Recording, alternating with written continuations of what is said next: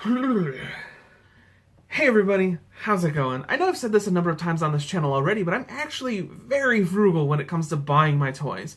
There are a surprisingly small number of figures in my collection that actually cost more than a leader class Transformer when I pick them up. So when I do something like drop $350 on like 4 things simply because I have an influx of tax return, it's kind of meaningful. Especially when one of the things that I got is something I never knew I needed until I had it in front of me. Oh, this cute, wonderful, magnificent guy. This Hero Hobby Tiny Rex. I have 3 cardinal rules here on Terry's Nerd Stuff. 1, I don't talk about the boxes. 2, I don't show the transformations. And 3, if a video takes me about a month and a half to release after I film it, then I'm probably doing something right. But I'm going to break that first rule because, my god, this is gorgeous. This box is so good! Look at this. He looks so up for it. He's like a teeny tiny hero guy.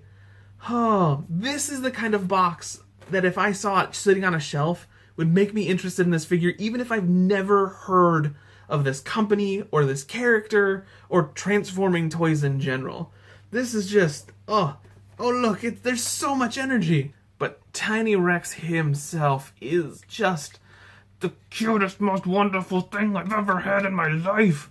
This guy is like just the mascot I never knew I wanted for this channel. He's so cute and he's so dense. And when I say dense, I really mean it. When I ordered this guy, at the same time I also ordered Perfect Effect Gorilla, and these two guys probably weigh about the same. A huge portion of Tiny Rex is diecast, and that goes a long way into making it super surprising when you pick it up. Seriously, it's like a Mjolnir situation where you think it's just fine, and you're like, here, here, here. But all this diecast does go a long way into explaining why it retails for $80. And to further the motif of surprising, this guy's articulation is actually about the exact same as on the Masterpiece. I mean, he even has the little stuff like his tail twitching, his head moving side to side, and even all the extra joints in his little T-Rex arm. And he even has an inward one where he's like, oh hey, hi, I'm Grimlock. But he does have something extra that the Masterpiece certainly doesn't have.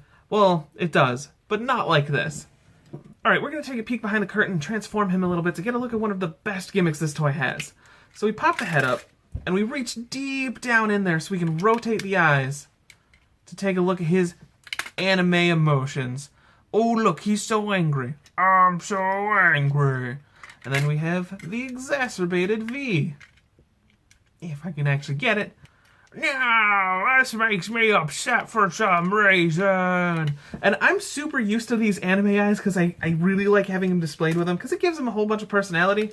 So when you actually go back to the blank white, he looks ghostly and dead. Ooh, not a good fit for a super cutesy, super deformed Grimlock. Now, Tiny Lock's transformation doesn't really stray all that far from Masterpiece Grimlock's, but when you do it on a scale like this, it's so much more impressive. And look at what he becomes. He's just like a teeny tiny violent guy. Me Grimlock, me king. While being incredibly top heavy, Tiny Lock's footprint is actually so massive that he manages to hold himself upright very well. And the only real issue with his posability is actually in the knees. See, he has this knee joint that you kind of have to untransform his leg in order to use, because it's the transformation joint. But when you look really close up in there, you might not be able to see it, but right there is an actual joint. There's a pin, there's a hinge, and it required so much force to get no result out of it. I'm afraid to try any more, because it's an $80 Grimlock that I don't want to mess up. And look, he even has little teeny tiny ankle tilts.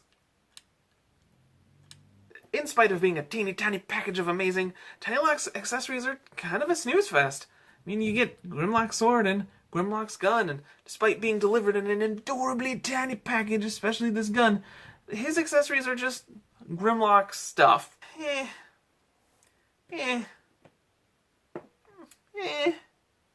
What does interest me, though, is this sword. This little sword that seems to be the promise of Dinobots to come. I haven't heard anything about him, even though this toy is a little over a year old now, and the second release of Hero Hobby is right on the way. We still haven't heard anything about these extra Dinobots, but I'm super looking forward to them. Oh, and I almost forgot to mention that Tiny Rex actually pulls off the multicolored eye trick that the Masterpiece had, but way better than the Masterpiece does. There's just this dial on the back, and when you spin it, blue eyes. It's perfect. The keyword for this review and this figure overall is surprising. He's surprisingly detailed. He's surprisingly articulated. And most of all, he is surprising to just pick up. $80 was the same price that I paid for the Masterpiece Grimlock. And for both of these being the same price, he actually does a lot to justify having both of these at the same time. He's wildly the same, but wildly different in a way that you would seriously expect from a chibi version of one of the greatest Transformers characters of all time.